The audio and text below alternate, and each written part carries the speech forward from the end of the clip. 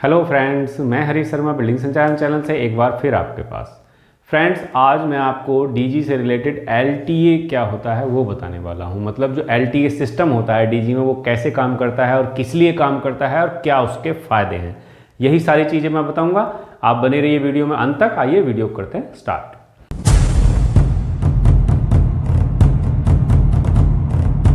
Friend, जैसा मैंने यहाँ लिखा हुआ है एलटीए सिस्टम डीजी, तो एलटीए सिस्टम होता क्या है? सबसे पहले तो एलटीए की फुल फॉर्म हम जान लेते हैं। Low temperature after cooler.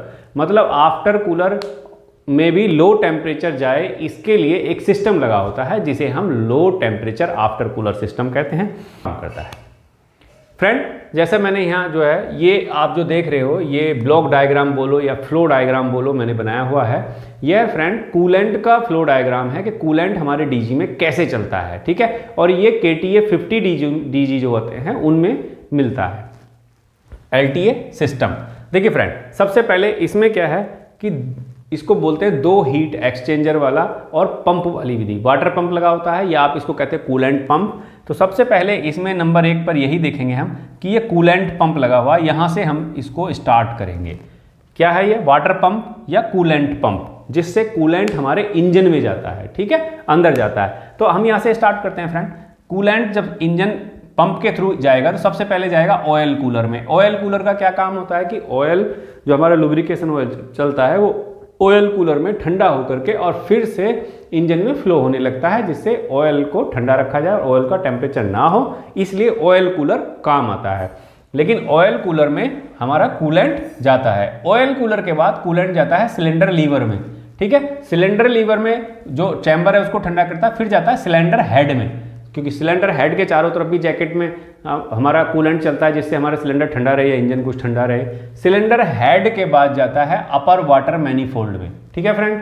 अपर वाटर मैनीफोल्ड को ठंडा करता हुआ उसके बाद जो कूलेंट निकलता है, वो कूलेंट निकलने के बाद यहाँ थर्मोस्टेट लगा रहता है या आप कहिए थर्मोस्टेट वाल्व लगा रहता है, जो टेम्परेचर बताता रहता है कि कितना चल रहा है। क्योंकि यहाँ से गुजरने के बाद जब कूलेंट आएगा तो ये टेम्परेचर यहाँ बता देगा कि कितना टेम्परेचर अंदर से आ रहा है, कितना हमारा इंजन गर्म चल रहा है, ठीक है। उसके बाद फिर आ जाएगा हीट एक्सचेंजर। हीट एक्सचेंजर जो हमारा हीट एक्सचेंजर वो चीज़ है या वो एसेट है जिसमें जो है कूलिंग टावर से पानी आता है और हमारा कूलेंट फ्लो करता है, मीन्स जहाँ हम कूलेंट को ठंडा करते हैं। हीट एक्सचेंजर वह डिवाइस होती है जिसमें हीट को हम किसी एक चीज़ से दूसरी चीज़ में ट्रांसफ़र करते हैं, हीट को एक्सचेंज करते हैं। मीन्स कूलेंट की हीट को हम पानी में ट्रांसफ़र करके और उस पानी की हीट को हम कूलिंग टावर के थ्रू कम करते हैं, ठीक है। तो वो हो गया हीट एक्सचेंजर, यानी हीट को बदलने वाला। तो अब ये हीट एक्सचेंजर प्लेट टाइप भी हो सकता है और सेल टाइप भी हो सकता है, कोई सा भी हो सकता है। मतलब वहाँ PHE लगी रहती है, प्लेट हीट एक्सचेंजर, और सेल टाइप भी लगा रहता है, तो वो भी हो सकता है। उसके बाद फिर जब पानी ठंडा हो जाता है, ठंडा होकर फिर वाटर जो पंप है हमारा कूलेंट पंप है उसमें इन हो जाता है। अब इस फ्लो डायग्राम में एलटीए सिस्टम क्या है वो देखिए फ्रेंड। देखिए यहाँ क्या है, जब ये आउट देता है तो ऑयल कूलर को जो कूलेंट जाता है उसी से यहाँ से एक हीट एक्सचेंजर लगा दिया जाता है। मान लीजिए ये पहला वाला हीट एक्सचेंजर है तो ये सेकंड हीट एक्सचेंजर लगा दिया जाता है और ये क्या करता है, एलटीए हीट एक्सचेंजर कहलाता है। तो एलटीए हीट एक्सचेंजर में जो कूलेंट जाता है वो फिर से ठंडा होकर के और कहाँ चला जाता है फ्रेंड, आफ्टर कूलर को, ठीक है। तो ये जो सिस्टम कहलाया जाता है, इतना ये आप जो देख रहे हैं ना, ये इतना सिस्टम, ये कहलाया जाता है एलटीए सिस्टम, यानी लो टेम्परेचर आफ्टर कूलर।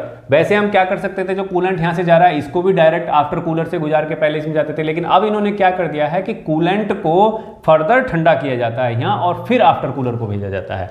उससे क्या होता है, देखो आफ्टर कूलर क्या होता है फ्रेंड। आफ्टर कूलर में जो टर्बो लगे हुए होते हैं हमारे इंजन में, उस टर्बो की एयर आफ्टर कूलर में आती है। आफ्टर कूलर में क्यों आती है? क्योंकि जब टर्बो जो है, जो टर्बो लगा हुआ है वो एयर को फोर्सफुली अंदर भेजेगा तो फ्रेंड वो क्या है, एयर गर्म हो जाती है, एयर का टेम्परेचर ज़्यादा हो जाता है और वो एरिया ज़्यादा लेती है, ठीक है। कम एयर ज़्यादा एरिया लेती है। तो उसको क्या करते हैं, ठंडा करने के लिए आफ्टर कूलर में लाते हैं और आफ्टर कूलर में जब एयर आती है तो वो ठंडी हो जाती है और ठंडी होने से वो कंडेंसेट हो जाती है। कंडेंसेट होने के बाद वो फिर कंबस्टन चैम्बर को जाती है। जो कंबस्टन चैम्बर को जाएगी ठंडी होने के बाद तो ज़्यादा एयर जाएगी, ठीक है, क्योंकि वो कम एरिया लेगी और जब गर्म रहती है तो वो कम एयर जाती है। तो जब ज़्यादा एयर जाएगी तो उसके वहाँ बर्निंग, जो कंबस्टन चैम्बर में फायर स्ट्रोक आएगा वो अच्छे से आ जाता है, वहाँ एयर सफिशिएंट पहुँच जाती है जितनी हमें ले जानी होती है। ठीक है, तो फ्रेंड इस आफ्टर कूलर में जो कूलेंट जाता है वो यहाँ फर्दर ठंडा होने के बाद कूलेंट इसमें आता है और फिर रिटर्न कूलेंट यहाँ से आफ्टर कूलर से फिर वही हीट एक्सचेंजर में आता है ठंडा होने के लिए। तो कूलेंट के थ्रू ही एयर को ठंडा किया जाता है। तो कूलेंट को बीच में और ठंडा करने के लिए एक हीट एक्सचेंजर और लगा दिया जाता है। इसी को हम LTA सिस्टम कहते हैं, यानी low temperature after cooler. After cooler में एयर को ठंडा करने के लिए उससे पहले जो कूलेंट है उसको फर्दर ठंडा किया जाता है, उसी को हम LTA सिस्टम कहते हैं। फ्रेंड इतने पोर्शन को हम कहते हैं LTA सिस्टम। तो आशा करता हूँ ये चीज़ आप जान गए होंगे LTA सिस्टम DG में क्या होता है और कैसे काम करता है। फिर फ्रेंड इसके 3 फायदे हैं LTA यूज करने के। जब यहाँ से एयर ठंडी होकर जाएगी तो उसके 3 फायदे देखो मैंने लिख रखे हैं। नंबर 1 बेटर फ्यूल एफिशिएंसी, यानी फ्यूल जो बर्न होगा प्रॉपर होगा क्योंकि उसमें ऑक्सीजन लेवल अच्छे से पहुँच जाएगा, एयर वहाँ अच्छी जाएगी, ज़्यादा जाएगी, तो ऑब्वियसली फ्यूल जो है वो अच्छे से बर्न होगा तो वहाँ फ्यूल एफिशिएंसी बढ़ जाएगी।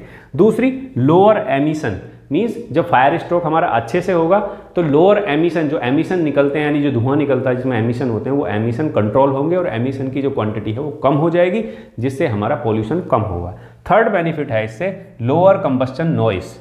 फ्रेंड जब एयर प्रॉपर जाएगी तो वहाँ कंबस्टन चैम्बर में जो फायर स्ट्रोक आता है तो उसमें आवाज़ आती है काफ़ी ज़्यादा क्योंकि ब्लास्ट होता है एक तरह से, तो वो नॉइस भी कम हो जाएगी। ये 3 इसके मेन बेनिफिट हैं।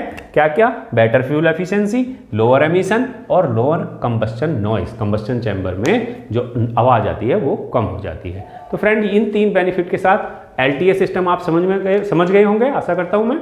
और यदि इसमें आपको कुछ ऐसा लगता है कि आपको और समझना है या कुछ और पूछना है तो मुझे आप वीडियो के अंत में कमेंट कर सकते हैं, मैं आपको रिप्लाई जरूर दूंगा। आज के लिए इतना ही, बहुत बहुत धन्यवाद।